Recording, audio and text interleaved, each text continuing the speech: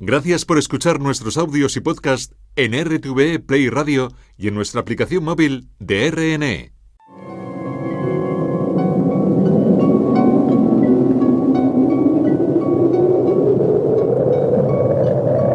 Solo cuando el túnel está en la más absoluta oscuridad es cuando puede volver otra vez la luz.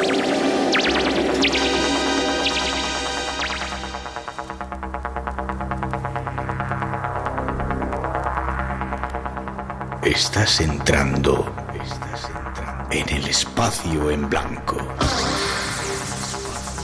Una puerta a nuevas dimensiones de la existencia. Una nueva perspectiva sobre la realidad. Espacio en blanco.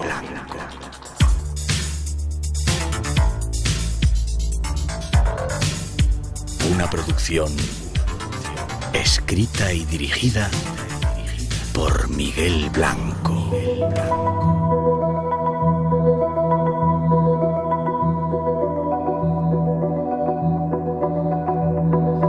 Hola, buenas madrugadas, llega el tiempo de los misterios aquí, a Radio Nacional. Luego ya comenzamos en directo cuando son las 2:08, 1:08 en las Islas Canarias, desde el estudio 101 de la Casa de la Radio, con los saludos de todo el equipo que se encarga esta noche de realizar el programa.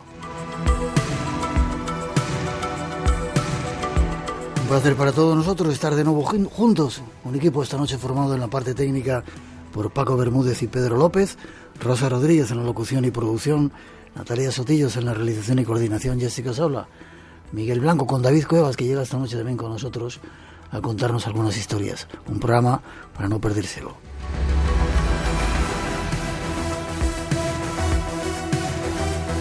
Nuestra compañera Tere Vilas nos da algunos datos más. Estos son nuestros medios de contacto. El teléfono gratuito del directo 900-137-137. Nuestro email espacioenblanco@rtv.es. El WhatsApp 633 50 50 11. Y si deseas unirte a nosotros en las redes sociales Facebook, Instagram y Twitter, teclea eBlanco Radio. Te esperamos. Conecta con nosotros. Redes sociales que controlan varios compañeros, Antonio Baena, Ramón Álvarez y Juan Gómez, que ya están dispuestos a recibir vuestras consultas. Y como siempre, hay premios.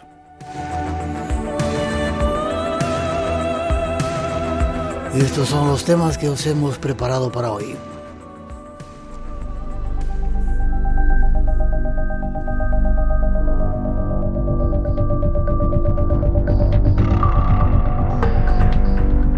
Nuestro propósito de hoy es llevaros al mundo del futuro que nos auguran.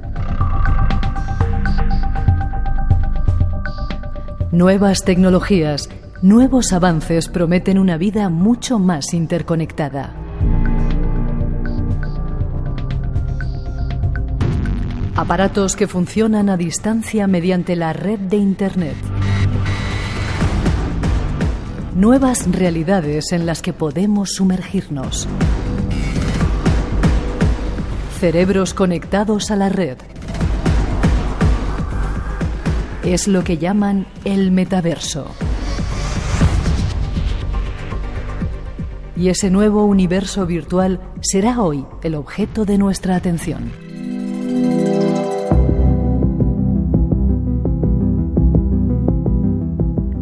Después iremos al mundo de los contactos para conocer encuentros cercanos con entidades mensajeras. Estos son los temas que te esperan hoy en este espacio en blanco que ya está abierto para ti. Aquí estoy, Miguel. Creí que estabas escondido en alguna montaña ahí en Cantabria. Bueno, estás en una montaña, yo sé que tienes una montañita ahí para ti, ¿verdad? Buenas noches, ¿cómo estás? Encantado de estar contigo, Miguel. Igual te digo, ingeniero de telecomunicaciones, máster en sociología. ¿Tienes una página web o un método de contacto que se llama cómo? Deep Politics, politicaprofunda.com traducido. Deeppolitics.com, y ahí están mis artículos y muchos programas de radio que hago contigo. Como me gusta.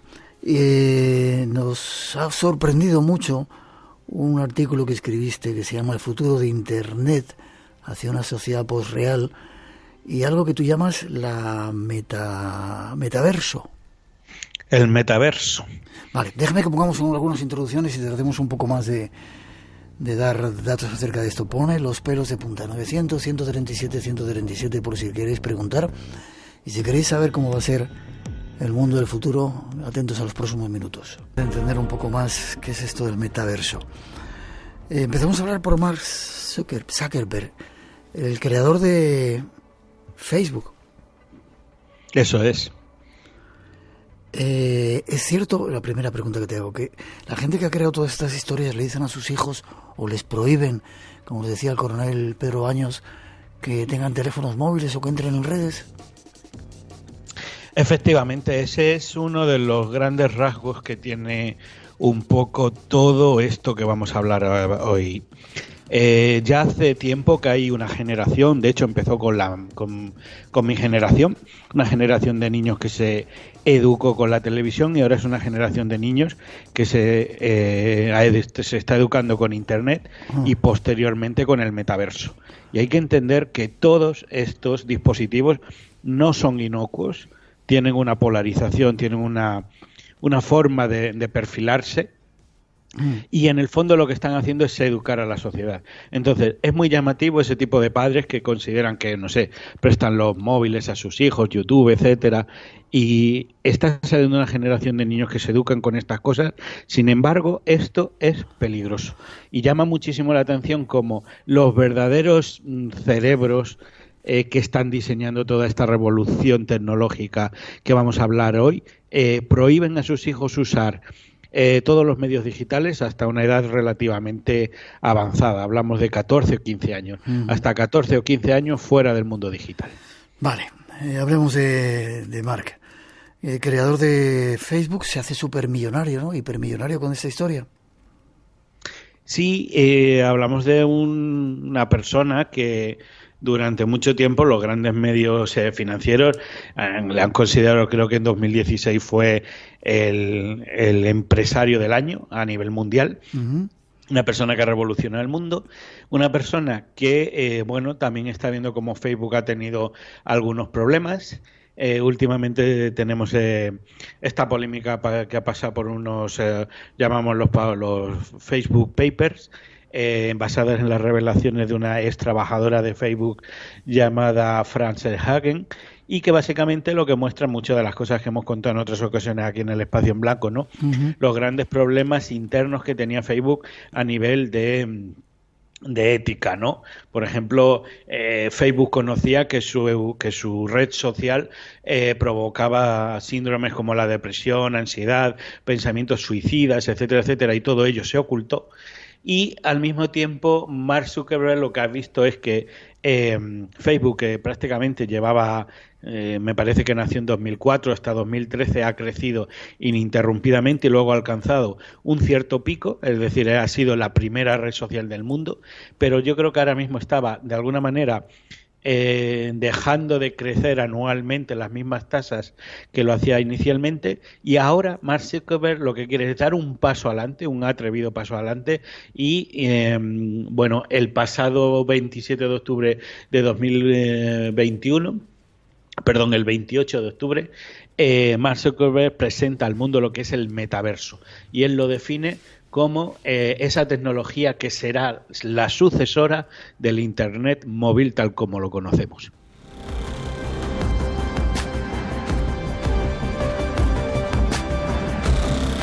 Lo cambia de nombre Facebook y lo llama Meta, ¿no? Efectivamente, eso es muy, muy simbólico, ¿no? Él está mandando un mensaje muy claro al mundo de que todo este contubernio, ¿no? Toda esta tecnología o conjunto de tecnologías que es a día de hoy Internet, que no deja de ser un modelo que tenemos ahora, pues bueno, a través de ordenadores, de tablets, de teléfonos móviles, etcétera, etcétera, pero Internet es algo a lo que nos conectamos. Mark Zuckerberg y Facebook o en lo sucesivo Meta, lo que quiere es cambiar cómo nosotros nos vamos a relacionar con Internet. Y por eso define el metaverso. Hay que recordar que meta significa más allá de.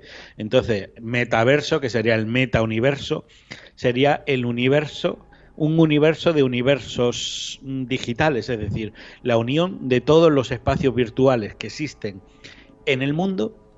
Y más o menos sería un sistema en el cual nosotros vamos a dejar de conectarnos a Internet, sino para vivir inmersos en un nuevo mundo, en una nueva experiencia de la realidad, que eso es el metaverso.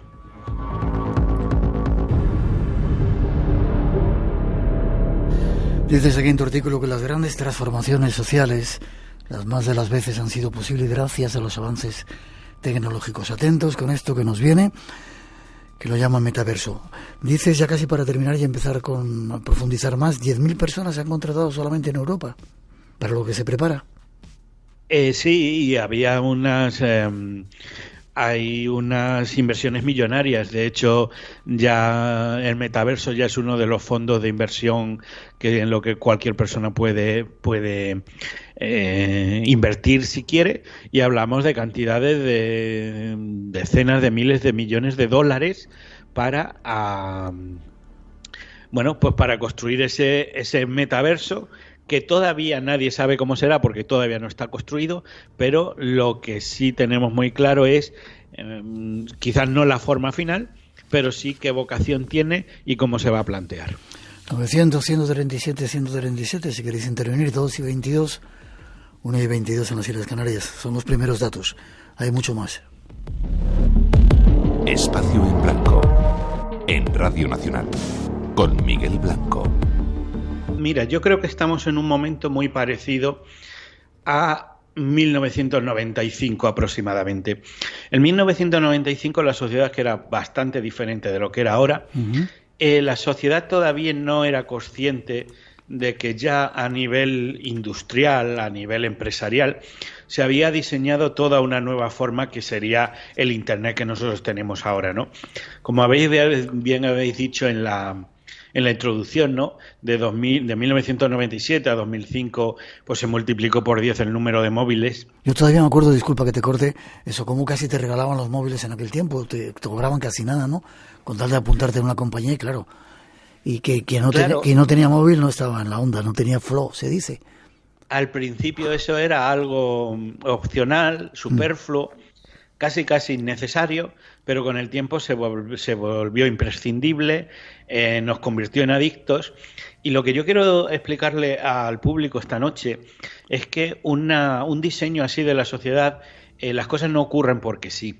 No se pasa de tener 4 millones de móviles a 42 en un país en apenas 5 años si no hay un plan maestro detrás, si no hay unas líneas de negocios, si no hay un plan de marketing, si no hay toda un diseño de infraestructura, etcétera, etcétera, ¿no? Entonces, lo que es muy importante que entendamos es que ahora mismo estamos en otro punto de inflexión muy parecido a 1995, en el cual todavía, digamos, estos cambios de alguna manera no se han todavía concretizado, la gente todavía no los percibe, pero ya se están construyendo lo que son las bases, los fundamentos científicos, tecnológicos, o sea, toda la ingeniería necesaria para lo que es ese metaverso, ese Internet 2.0.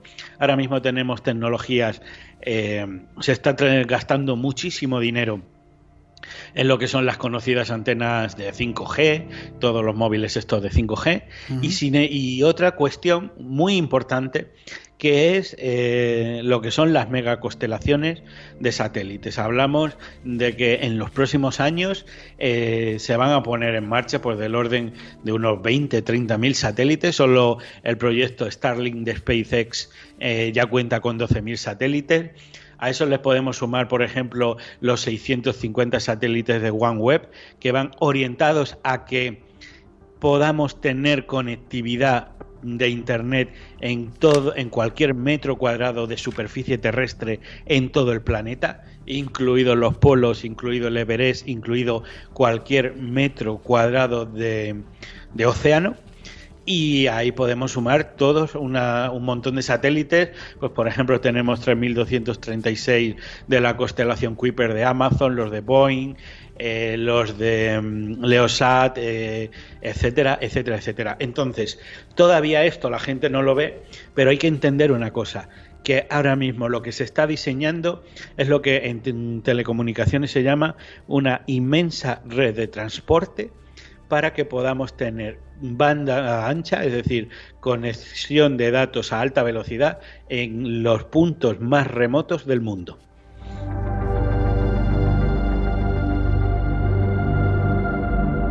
Y todo sucede casi sin darnos cuenta. Decías la 5G, esa red que es tan controvertida, y además ya está preparada la siguiente generación, la 6G. Increíble, ¿no? Con mayores prestaciones todavía. Si la 5G dice que vuela, la 6G velocidad de la luz. Sí, exactamente, pero claro, yo lo que me estoy dando cuenta es que esto a la ciudadanía se le vende mal, ¿no? Yo cuando he visto información, publicidad relacionada, veía frases como diciendo, con el 5G podrás bajar una película en 3 segundos.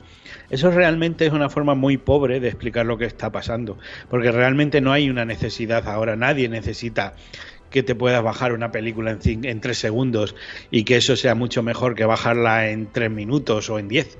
Básicamente lo que está pasando, o sea, toda esta conectividad, todos estos satélites, todas estas antenas 5 y futuros 6G, etcétera, etcétera, no están ya tanto para dar cobertura al Internet de las personas, sino para una cosa muchísimo, muchísimo más avanzada, que es el Internet de las cosas. Lo que estamos dando cobertura, conexión, red de transporte, para lo que es miles de aplicaciones, miles de utensilios inteligentes, miles de otras aplicaciones que van a ser en cierto modo robóticas y que ya no es un Internet solamente pensado para las personas, sino también para las cosas. Con lo cual, lo que no vamos a tener ya es, como pasa ahora, por ejemplo, cientos de miles de personas conectadas a Internet, sino que vamos a tener en Internet esas personas y además otros muchos miles de dispositivos. Ya pueden ser ordenadores, tablets, pero tenemos todo lo que va a ser la revolución smart. Lo vamos a ver enseguida. Has hablado de la revolución de las cosas. Tenemos una pequeña introducción preparada para hablar de ello. 900-137-137 si queréis preguntar algo. Preguntan aquí que qué papel jugará Dios dentro de ese metaverso, pero luego lo contestas si te parece, ¿vale? Muy bien. 2:30, 1:30 en las Islas Canarias. Seguimos. Radio Nacional de España, la que quieres. La ficción sonora vuelve a la Casa Encendida de Madrid con ventajas de viajar en tren. La mente nos lleva por caminos inesperados. No me extraña que entraras en el foro. Con Ana Bajener, Pedro Casablanc, Cecilia Freire, Juan Suárez.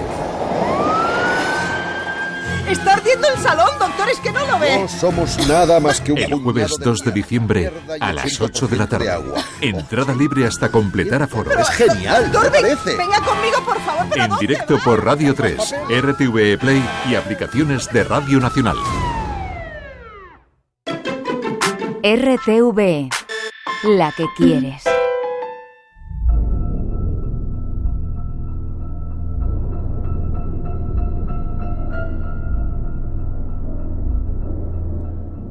Nuestro mundo está cambiando.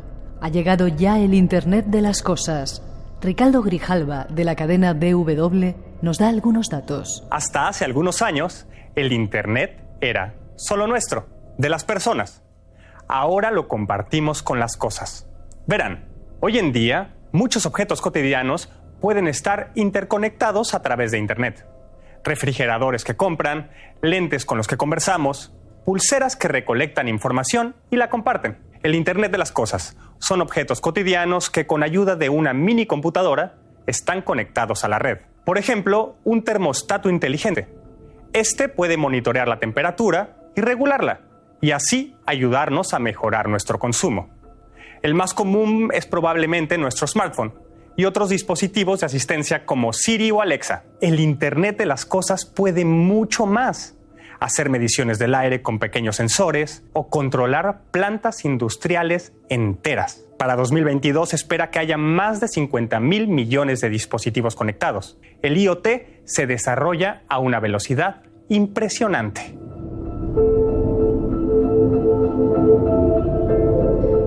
La nueva revolución está ya en marcha. Conozcamos algo más de ella.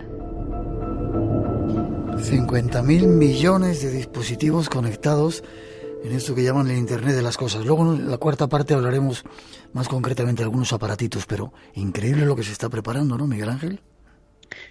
Claro, es básicamente lo que se está planteando ahora es un rediseño de cómo nos vamos a relacionar con las cosas, con la tecnología, cómo nos vamos a relacionar entre nosotros. Esto no es simplemente un dispositivo más, no es una tecnología más. Es una tecnología disruptiva que lo que aspira es a revolucionar absolutamente la forma de comportarse y de experimentar la realidad para el futuro de la humanidad. Eso es lo que está en el fondo encima de la mesa. Y no sé, ¿quieres decir algo? Es increíble cómo nos lo has metido ya con esos asistentes, Alexia, y no sé cómo, Siri, ¿no? Increíble, ¿no? Como ya empezamos a depender de ellos y hay una interacción con todos ellos, ¿no? Con el peligro que se conlleva, ¿no? Eso son la punta de lanza, ¿no? Que yo lo que creo que lo que es básicamente lo que querían es limar algunas de las asperezas que tiene el uso de la tecnología, ¿no? Un asistente personal que lo que quiere es que se puedan usar ordenadores simplemente con comandos de voz, ¿no? Dando órdenes, por ejemplo, Siri llama a Miguel Blanco o Siri abre las puertas de no sé qué. Básicamente es una forma de abrir Internet a la gente. Pero en el fondo es lo de menos, ¿no? Yo lo que creo es básicamente todo, quizás el concepto concreto y yo creo más importante, como digo, es que vamos a dejar de vivir conectados a Internet, sino que vamos a pasar a vivir en Internet, inmersos en Internet. Y eso yo creo que es un cambio brutal que además va a definir a una sociedad. Acuérdate mucho cómo se habla ahora de cuando no existía el teléfono, cuando no existía Internet, cómo era la vida antes, y yo creo que estamos a las puertas de un cambio que es mucho más radical que todo lo que hemos conocido hasta ahora.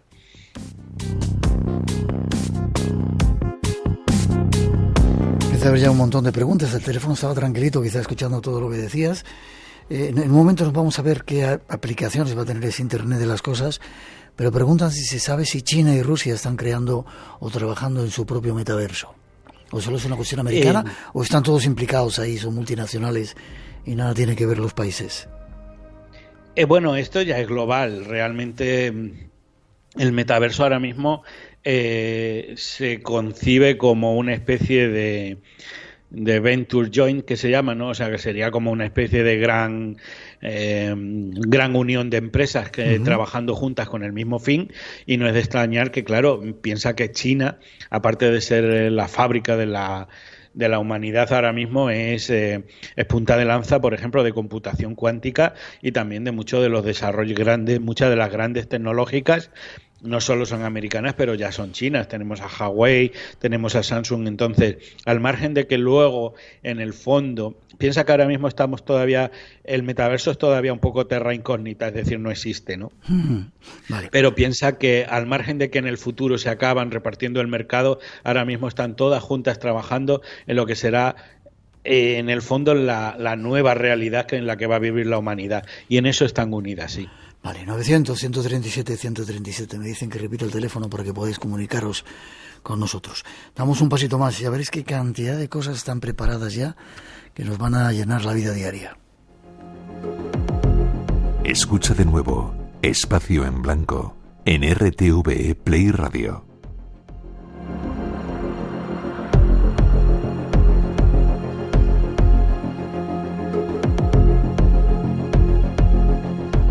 Veamos algunas de las aplicaciones que nos ofrece ya este mundo del futuro. Mi deseo es que cuando me levante y baje las escaleras se prenda mi emisora de radio preferida y esté listo el café como a mí me gusta. En invierno, además, que la calefacción del auto esté prendida cuando entre. Y todo esto irá más. Actualmente, Michael Sellerer ya puede controlar a distancia quién llega a casa, y es que su puerta es inteligente. Gracias a un escáner de huellas dactilares, los niños no necesitan llaves para entrar en casa. Esto significa que puedo ver si han llegado mis hijos. La cámara tiene la función de reconocimiento facial. Entonces puedo ver, por ejemplo, que Zoe, Alona y mi mujer Christine están en casa. Todos están allí. Ayudantes digitales para un mayor confort tanto en las tareas del jardín como del hogar. La temperatura de la nevera se puede controlar a distancia y el asistente de voz te hace la lista de la compra. Alexa, apunta mantequilla en la lista de la compra. Muy bien, apunto mantequilla en la lista. Son algunas de las aplicaciones de esta tecnología, pero hay más. Más como, por ejemplo, cubos de basura inteligentes, Miguel Ángel. Eso, efectivamente. Cubos de basura que de alguna manera tienen en cuenta lo que reciclas, la cantidad de CO2 que salvas del planeta, el que pueden decidir si se te ha acabado un producto o no, en cierta medida también muy parecida a los frigoríficos inteligentes que deciden si te has quedado sin algún producto y tienen que encargar más del supermercado. Y hay, pues una amplísima gama de productos inteligentes, ¿no? Por ejemplo, hablamos de los espejos inteligentes. Eso, cuéntame lo que esto es súper interesante. Son espejos que cuando nosotros nos miramos a ellos, el espejo a su vez nos mira a nosotros, ¿no?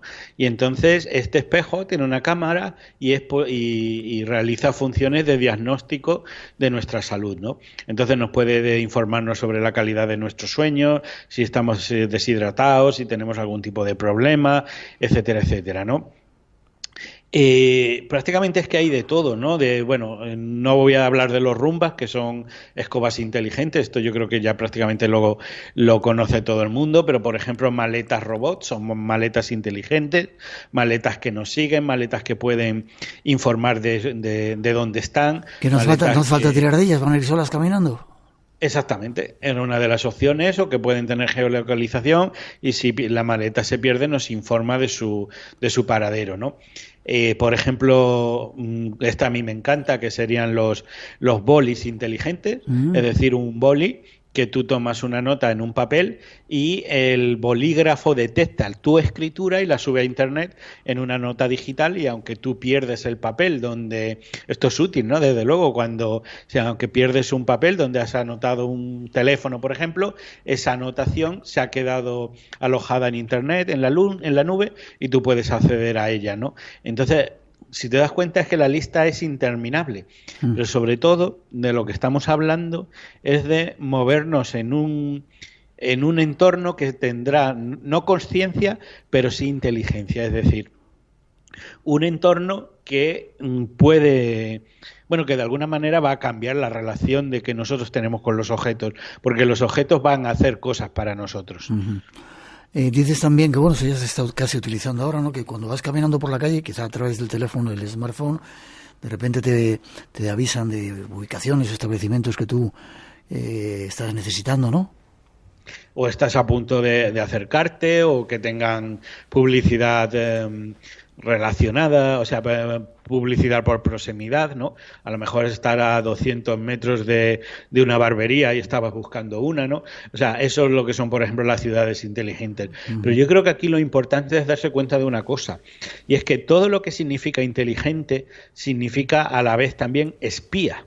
Es decir, si tú, por ejemplo, tienes un cubo de basura inteligente, un espejo inteligente o una maleta inteligente, por citar solo 3 de los ejemplos que hemos mencionado, hay que ser conscientes de que hay empresas que tienen tu historial de hábitos de consumo, tu historial de estado y hábitos de salud y tus ubicaciones y lugares preferidos de viaje. Es decir, todo esto no es gratis, no solamente porque tengamos que comprarlo, sino que todo tiene un importantísimo peaje de privacidad.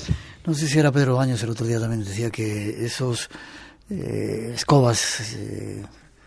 robots escobas que andan por ahí, no quiero dar marcas, que igual que limpiaban, también estaban pudiendo comunicarse con algo fuera de casa, es decir, los metros que mide la casa, lo que hay, etcétera, ¿no? Qué curioso. Sabemos que esos modelos cartografían las casas.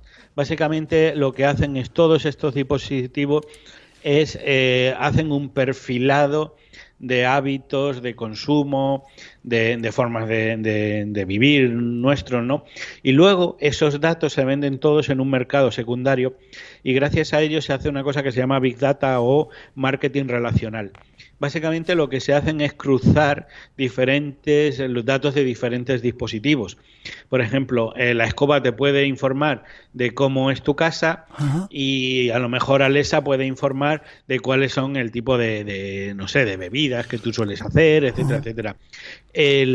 Lo que se hace al final es encontrar patrones estadísticos en el consumo de sociedades enteras, de países, de miles de personas, y que se llega a conocer a esas poblaciones mejor que se conocen ellos mismos, encontrando asociaciones y haciendo perfilados, de tal manera que, además esto ya se usó en 2016 para manipular las elecciones en Estados Unidos, y se dieron cuenta que, por ejemplo, gente que tenía, no sé, una cortadora de césped de tal marca acababa votando a la ultraderecha, o no sé, o gente que tenía un coche de tal estilo acababa haciendo otro tipo de cosas. Y gracias a ese tipo de cosas acaban conociéndonos a nosotros mejor que nosotros mismos, porque sobre todo ese marketing relacional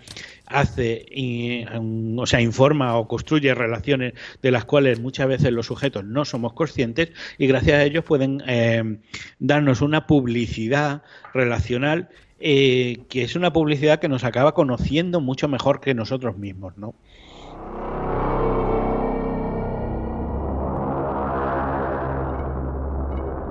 Te saludan de diferentes partes del mundo, desde Córdoba, por ejemplo, en Argentina. Lucas Matías te saluda. Es decir, que cuando estás hablando con Alexa, con Siri, con toda esa gente, no solamente estás hablando tú, sino que pueden hablar del otro lado, o como decían, las televisiones Smart TV, esas que llaman ahora, te pueden ver también. Tú estás viendo la televisión, pero alguien te puede ver desde fuera. Sobre todo graban lo que tú haces y tu actividad. De hecho, se saben que las Smart TVs graban las conversaciones a nivel ambiente, y también, curiosamente, yo quizás lo más, no sé, siniestro que he encontrado son marcas de juguetes, de muñecas, que graban las conversaciones que tienen, por ejemplo, niñas pequeñas de 3-4 años con su muñeca.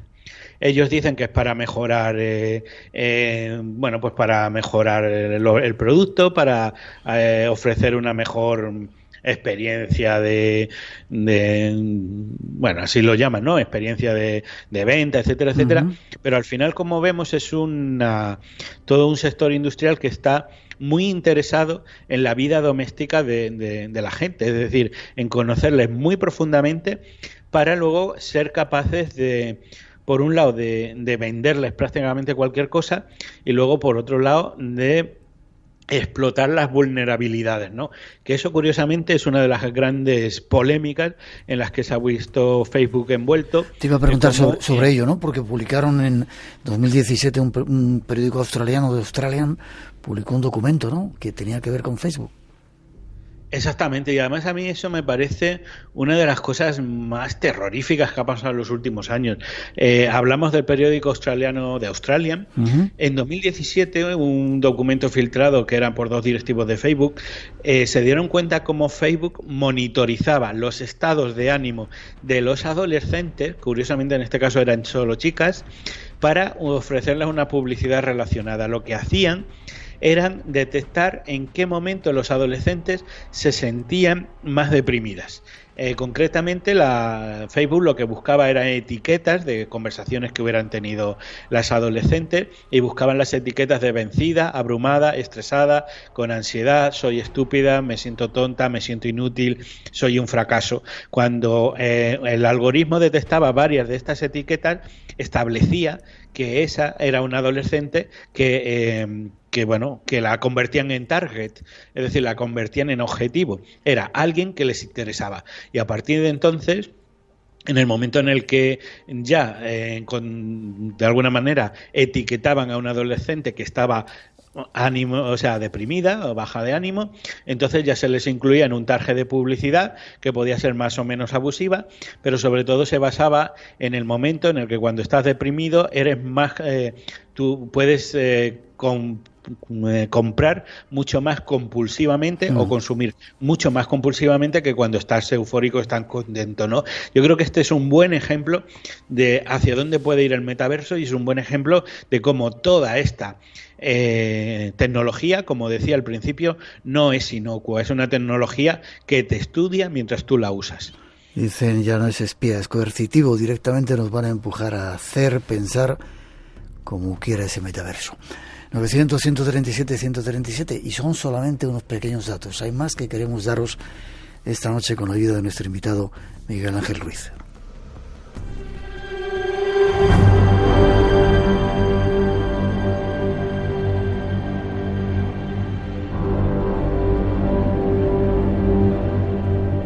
Las transformaciones del futuro que nos espera no acaban aquí, y otras tecnologías emergentes, aunque existen desde hace varios años, tienen un potencial transformador social muy notable. Hablamos de la realidad aumentada y la realidad virtual. La realidad aumentada consiste en proyectar sobre el mundo físico objetos virtuales. Por ejemplo, con unas gafas podemos ver sobre un inmueble vacío una decoración virtual que ha sido diseñada por ordenador para tratar de visualizar cómo sería si ponemos esa decoración de forma real. De tal forma que el resultado de la realidad aumentada es una experiencia mixta entre lo físico y lo digital que enriquece la experiencia física cotidiana. ¿Nuevas realidades que llegan a nuestro mundo? Matrix es nuestra vida. Alguna vez tú eres quien tiene que hacer eso. Matrix en nuestra vida. Busquemos más datos. Cómo me gusta, Miguel Ángel, eso de Matrix, la película, ¿verdad? Pues sí. Nos están llevando a eso. Dice la frase mundo ante nuestros ojos para ocultar. Nos ponen un mundo ante nuestros ojos para ocultar la verdad. Somos esclavos. ¿Quieren hacernos esclavos de toda esta historia? Y hablamos ahora de realidad virtual y realidad aumentada. Sí, digamos serían un poco los primeros pasos, ¿no?, hacia esa Matrix. Yo no sé si es que la realidad sigue a la ficción o al revés, pero es verdad que en el fondo lo que se está construyendo ahora, lo que se está planteando es construir Matrix, ¿no? Lo que pasa es que esto hay que explicarlo bien para no llevarnos a ciertos sensacionalismos, ¿no? Lo que se quiere ahora mismo hacer es sustituir una realidad por otra, es decir, todas estas tecnologías, tanto la realidad virtual como la realidad aumentada, lo que proponen en el fondo es hacer una traslación de la realidad, es decir, que la realidad tal como nosotros la conocemos sea sustituida por otra que va a tener unos tintes tecnológicos.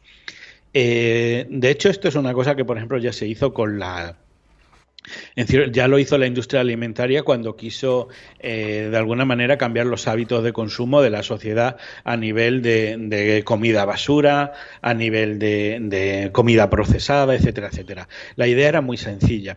Lo que se hacía en aquel momento era que acostumbrarnos a sabores mucho más potentes, mucho más fuertes que lo que era la comida tradicional. Por ejemplo, o sea, acostumbrar a la sociedad tanto a la comida procesada, a la comida basura, que cuando, por ejemplo, volvieras a la comida tradicional, por ejemplo, una manzana ya no te supiera nada. Y en el fondo, la sociedad acabaría enganchada o adicta a esa comida procesada. Exactamente es eso mismo vamos a decir, la estrategia de traslación que existe detrás del tema de la realidad aumentada.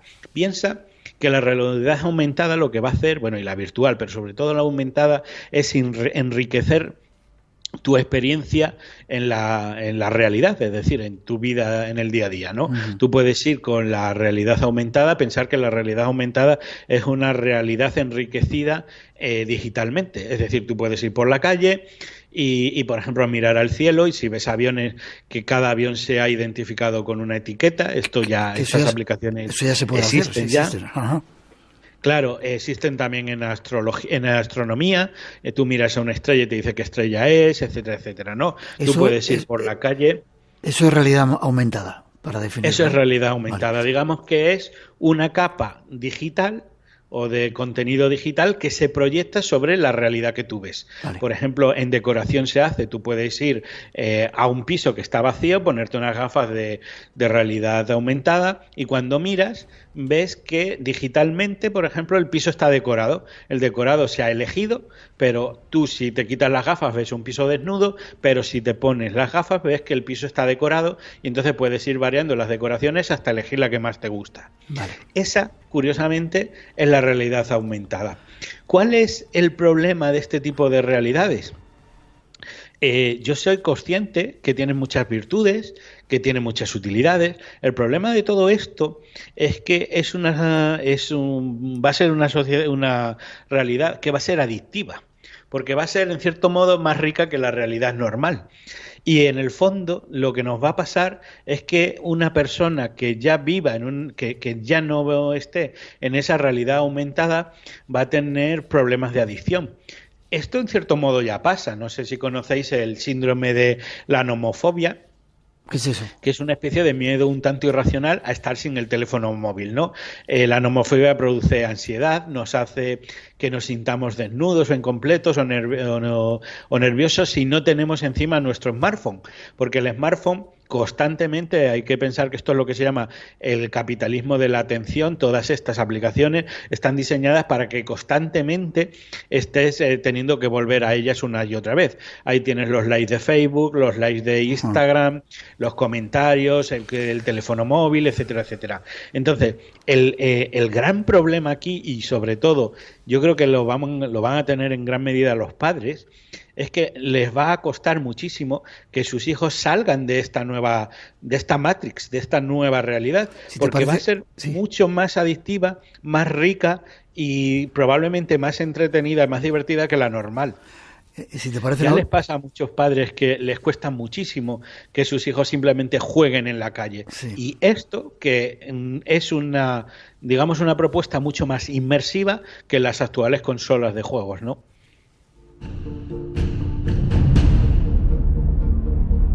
Te decía que, si te parece, luego en la última parte vamos a los peligros y sobre todo a ver si podemos hacer algo para cambiar esto.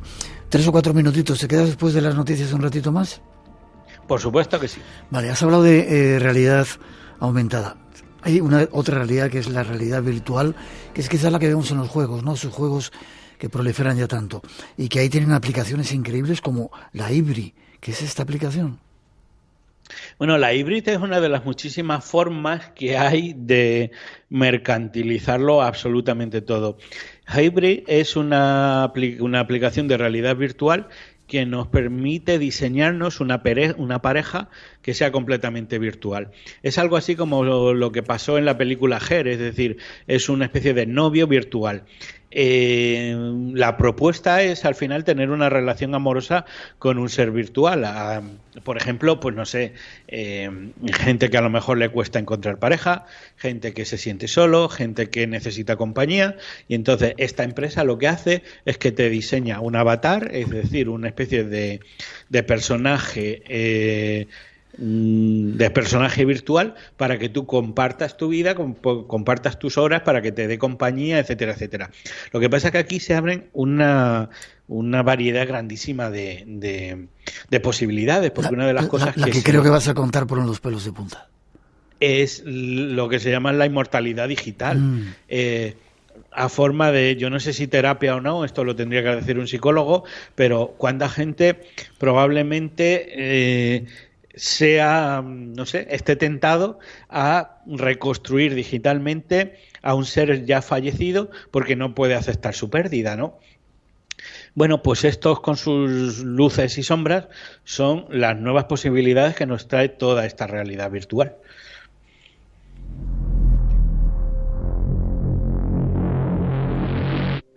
Muchos de los testimonios que tenemos dice, ya da más miedo esto que la obra de George Orwell 1984, con la geolocalización me siento controlado y espiado, y dice que si las encuestas electorales tienen parte de su base en todo esto. Un minutito antes de la pausa que tenemos que hacer, si quieres, Miguel Ángel.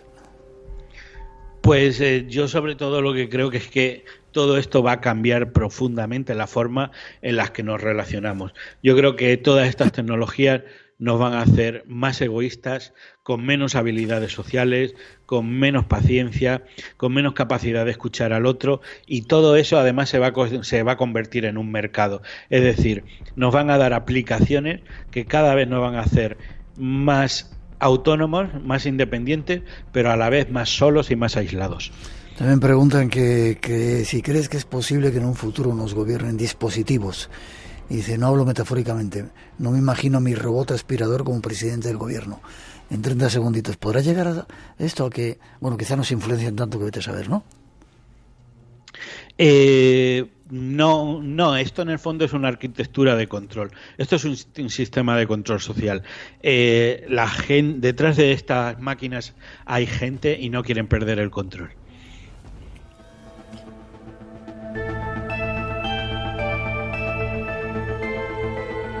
Tampoco nosotros queremos perder el control. Hacemos una mínima pausa, llegan las noticias de las 3, las 2 en las Islas Canarias. Nuestros compañeros Carlos Toral y José Luis Aragón están ya preparados para darnos toda la actualidad. Tras ello regresa de nuevo el misterio aquí a Radio Nacional. 900-137-137 nuestro teléfono. Tenemos un montón de temas. David Cueva nos trae testimonios increíbles de contactos con entidades del más allá y otras cuantas cosas que esperan en el espacio en blanco. No os lo perdáis, el metaverso está aquí esperándonos y queremos daros datos acerca de ello. Enseguida regresamos. Si te gusta el misterio, lo desconocido, tienes una cita con nosotros. De 2 a 4 de la madrugada, del sábado al domingo. Espacio en Blanco, con Miguel Blanco, en Radio Nacional.